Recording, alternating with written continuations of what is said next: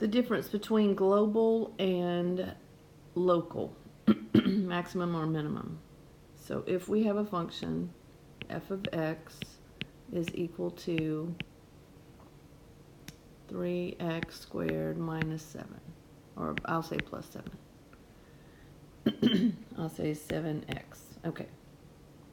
And the interval goes from -3 is less than or equal to x is less than or equal to 5.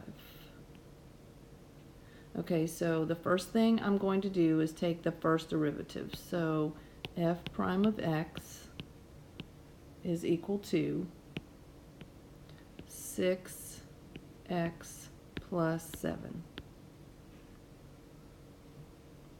Let's make this a 12. So I'm going to make that a 12. And this is going to come out better since I didn't do it before. So what we're going to do is we're going to say 6x plus 12 is equal to 0. 6x is equal to -12. And x is equal to -2. Because I divided both sides by 6. And we get -2. That's our critical point. So what you're going to do is you're going to draw a number line, and you're going to put -2 on it.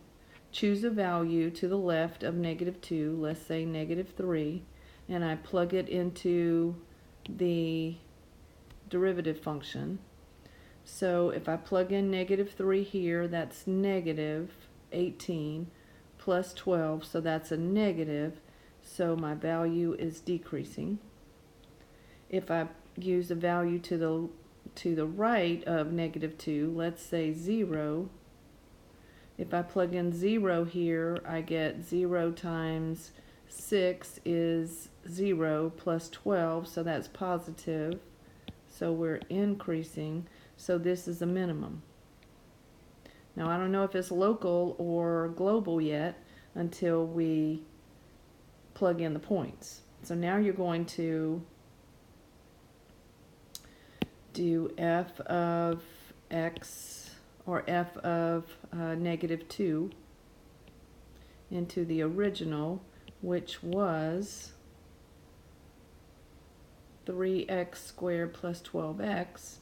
So we're going to say 3 times -2 squared plus 12 times -2, and find out what that value is. 3 times 4 is 12 minus 24, so our answer is -12. This is the critical point. Now let's use the endpoints. So one endpoint would be -3. So we're going to say f of -3.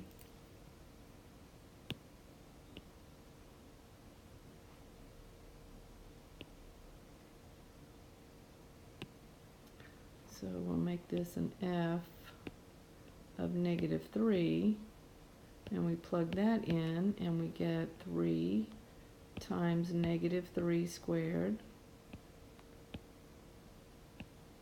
plus 12 times -3, and that gives us 9 times 3 is 27 minus 36, and that's equal to -9.